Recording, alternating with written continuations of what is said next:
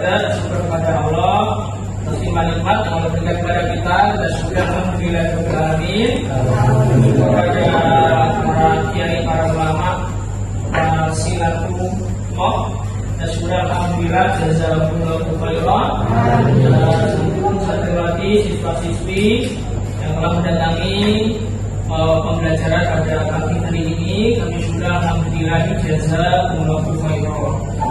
Gimana sehat? Alhamdulillah. Sebelum acara kita mulai, kita buka dulu ya. Bersama-sama yuk. 1, 2, 3.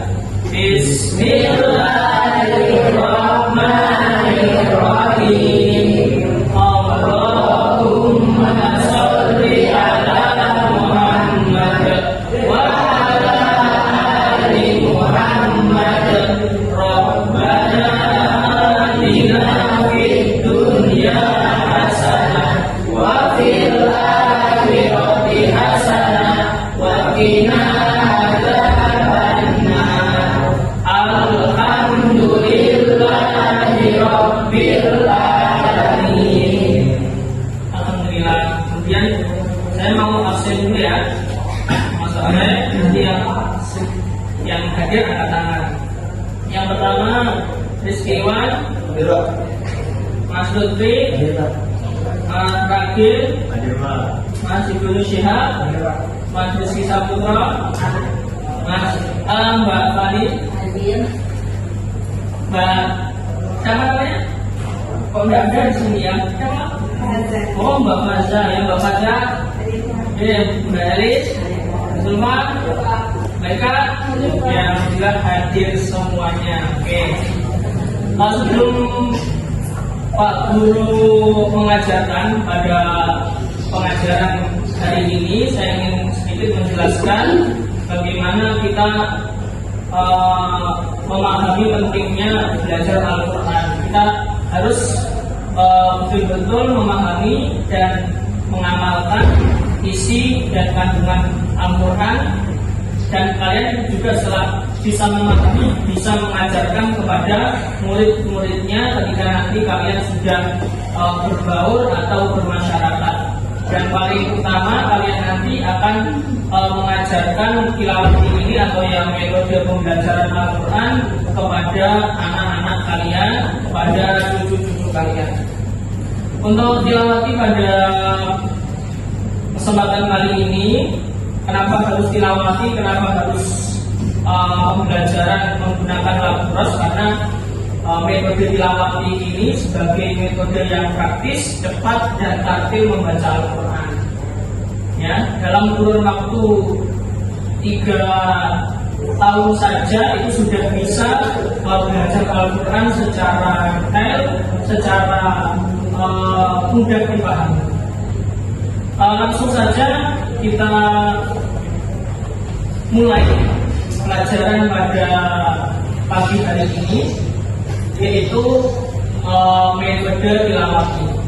Saya ingatkan lagi kenapa harus metode tilawati, karena metode tilawati itu adalah metode praktis, cepat, tartil membaca Al-Quran, yang mana tilawati ini sangat memudahkan santri yang awalnya nol sehingga bisa membaca Al-Quran dengan lancar dan kualitasnya standar. Dalam metode tilawati itu yang paling utama adalah labras. Labras itu metodenya gampang, hanya 3 rumus, yaitu datar, naik dan turun. Ya. Misalkan satu baris ini ada 2 kalimat, maka yang dibaca atau rumusnya adalah datar, kemudian naik atau datar turun. Ketika satu baris itu ada 3 kalimat, maka rumusnya datar, naik, turun. Ketika dalam satu baris itu ada 4 kalimat, maka rumusnya datar, naik, turun. Kemudian ketika dalam satu baris ini ada 2 tapi panjang satunya, maka menggunakan nada atau rumus datar, naik, turun. dalam satu garis ini panjang sekali. Kalau di dalam kita adalah di Al-Quran, kita sehari-hari itu menggunakan nada datar-datar, naik turun. Itu tergantung bagaimana panjangnya ayat, ya, panjangnya ayat. Itu adalah beberapa rumus tilawati yang itu menjadi dasar pembacaan metode tilawati.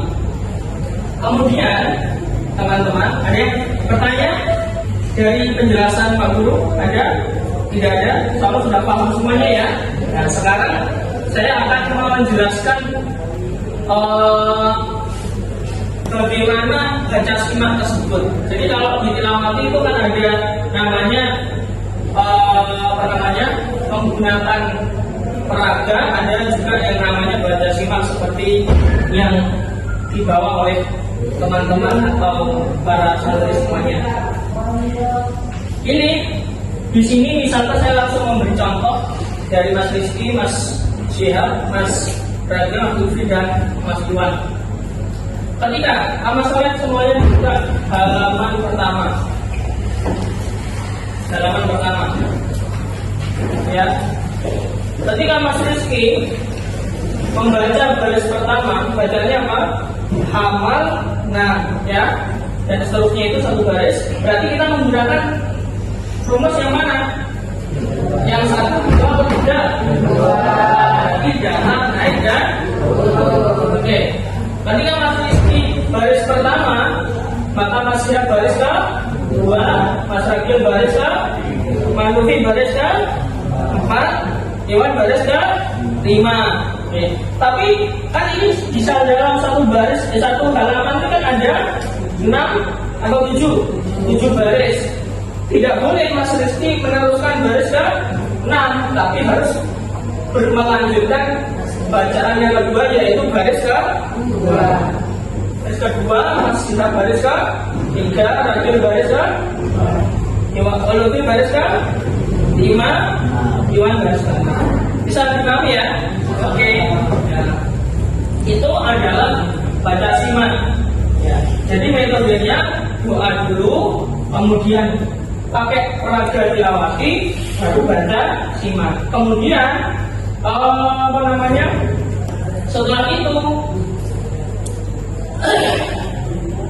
untuk bisa lulus atau tidaknya itu, misalkan ini muridnya ada 10, ya, muridnya ada 10.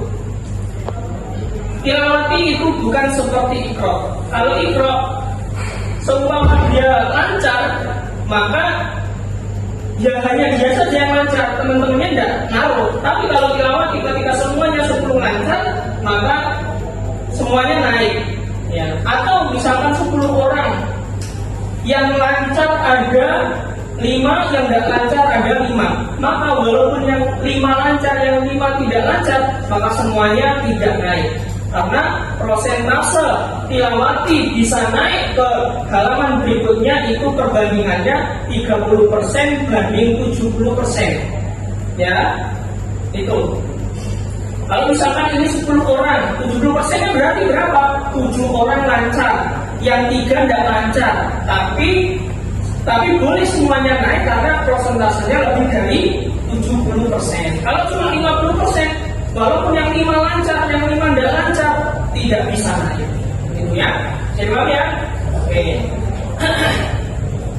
Ini saya contohkan mengenai tilawati bacanya. Ini halaman 6. Kita harus belajar bagaimana mengajarkannya. Kalau di tilawati halaman berapa? Halaman 7. Tapi perhatikan di depan ya. A'udzu billahi minasyaitonir rajim. Bismillahirrahmanirrahim. Raji'una, raziquna, rabi'una. Ayo bersama-sama. Bismillah, 1, 2, 3. Bismillahirrahmanirrahim. Raji'una, raziquna, rabi'una. Dulu yarshuduna,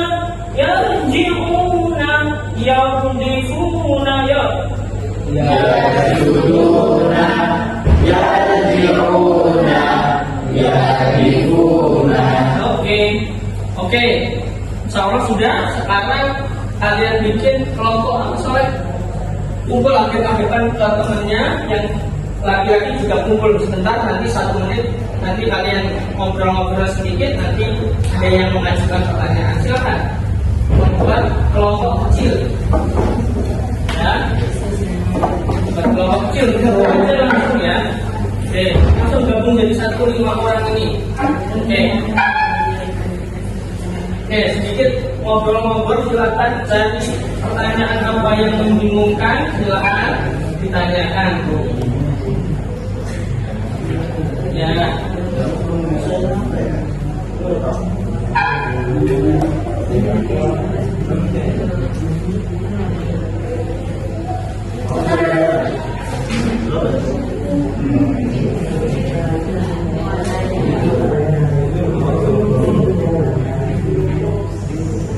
Oke, terima kasih. Sudah, silakan kembali ke tempatnya.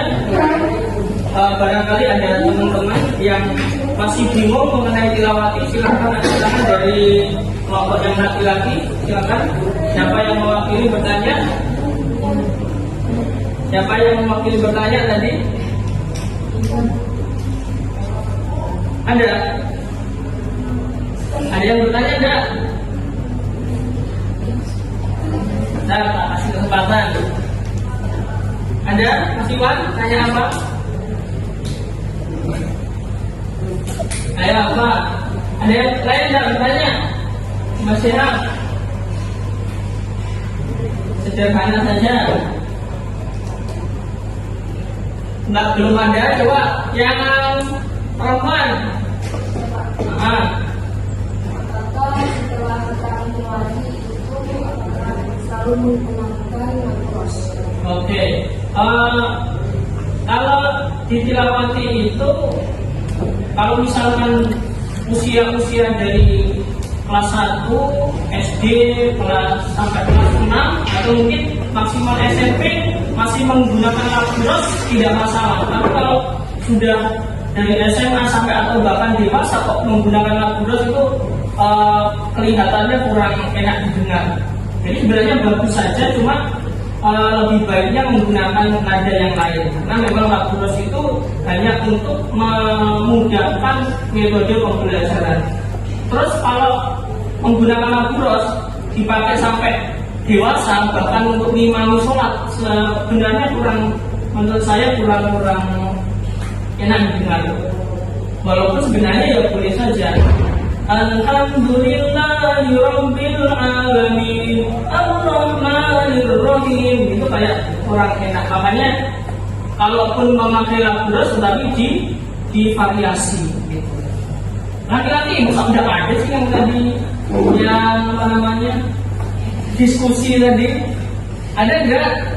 Mas Nakil, Mas Iwan, apa tadi? Apa? Enggak ada. Terus kita ngapain berarti? Oh sudah, tidak apa-apa. Tadi, oh ya belum saya jelaskan ya, ditilawati itu di dalam ujian itu kurun waktunya 4 bulan. Jadi kurun waktunya 4 bulan. Jadi setiap 4 bulan sekali itu ada yang namanya munakosa. Munakosa itu artinya ujian kelas. Jadi kenapa kok sampai 3 tahun atau 1,5 tahun dari jilid 1 sampai jilid 6 bisa hafal? Karena setiap 4 bulan sekali itu ada kenaikan kelas. Misalkan saya sebagai gurunya, kemudian murid saya ada 5 ini, ketika dites oleh pemunakis, guru yang lain, bukan saya yang ngetes, guru yang lain, ketika guru yang lain itu menyatakan bahwa nilai kalian bagus dan naik semuanya, maka gurunya juga saya juga naik ke jilid berikutnya. Misalkan saya ngajar awalnya jilid 2, bisa naik ke jilid 3. Tapi kalau saya di dalam ngajar dan sampai dites ternyata ketika dites dari 5 anak yang lulus cuma 2 atau yang ngajar cuma 2, yang naik cuma 2 saja, saya sebagai guru tetap di kelas 2 atau jilid 2 untuk mendampingi kalian-kalian yang belum lulus. Itu urusnya seperti itu. ditanyakan lagi? Ada? Sudah tidak ada? Oke. Untuk tambahan bahwa nanti ketika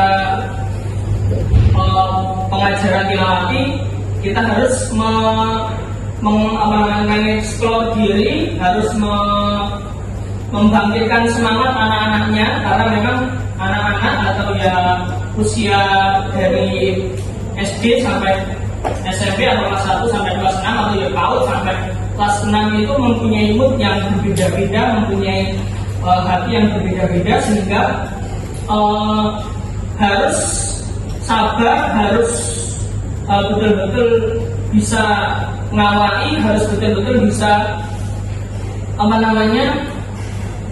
menyatu dengan anak-anaknya. Karena bisa jadi dia ngaji atau dia belajar Al-Quran, disuruh oleh orang tuanya, disuruh oleh bapaknya supaya cepat-cepat ngaji.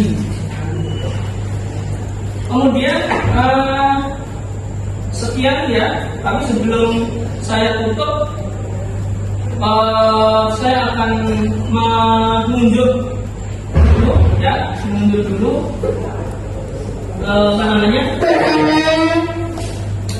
bagaimana hasil dari belajar kalian ya. Tadi siapa ya yang baca ya? Dari yang perempuan dulu. Saya ingin menunjuk pada baca kok, mas saya lupa terus. Oke, siap. Oke, halaman yang berapa ya? Nah, kalau di situ halaman berapa? Oke, Bismillah bersama Bismillah dulu. Bismillahirrahmanirrahim. Ini Yarsuduna, yarji'una, yardifuna. lagi. Turhamuna, turzakuna, yardifuna. Oke, lanjut. Mas Rizky. Oke, Bismillah dulu. Keras dong Mas Rizky.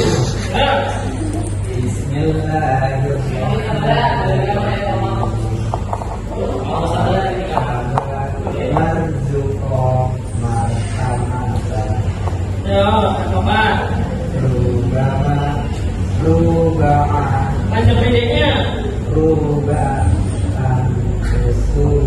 Rusulan. Ya, oke lah, kita belajar bersama-sama ya.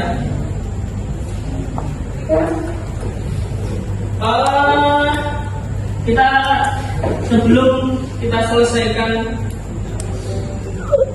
pelajaran pada pagi hari ini, saya ingin memberikan kesimpulan, mungkin kalian pahamnya apa, nanti bisa angkat tangan sehingga kalian betul-betul bisa memahami apa yang saya sampaikan pagi hari ini. Silakan kalian memberikan kesimpulan, silakan. Oke, siap. Saya tilawat itu sebagai salah satu metode belajar belajar Al-Quran. Oke, siap. Siap, jadi bisa memahami apa? Oke. Kalau menurut saya tilawat itu menggunakan bagus, baca, simak, Pak. Oke, tadi sudah kita ajarkan tadi. Oke, yang perempuan bagian. Oke, baiklah. Tilawat itu bisa mempercepat pembelajaran Al-Quran. Oke, berapa tahun bisa belajar cepat taktil Al-Quran? Berapa tahun? 3 tahun. Oh, 3 tahun. 1,5 tahun itu untuk jilid 1 sampai 6. Kemudian 1,5 tahun lagi untuk Al-Quran dari juz 1 sampai juz 3. Alhamdulillah, jazakumullahu khairan. Amin. Ilmu yang didapatkan Allah memberikan kemanfaatan dan keberkahan. Sebelum kita tutup, kita baca doa bersama-sama.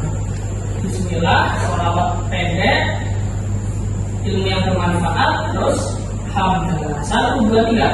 Bismillahirrahmanirrahim.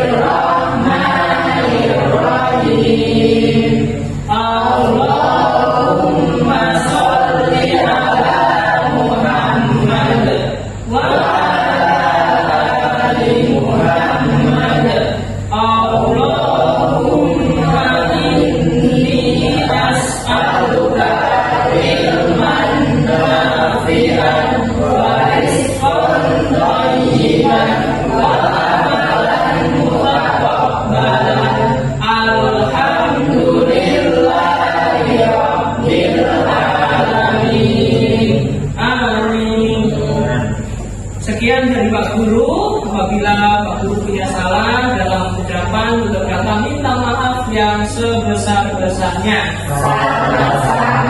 Akhiru qauli hadza. Wassalamualaikum warahmatullahi wabarakatuh. Waalaikumsalam warahmatullahi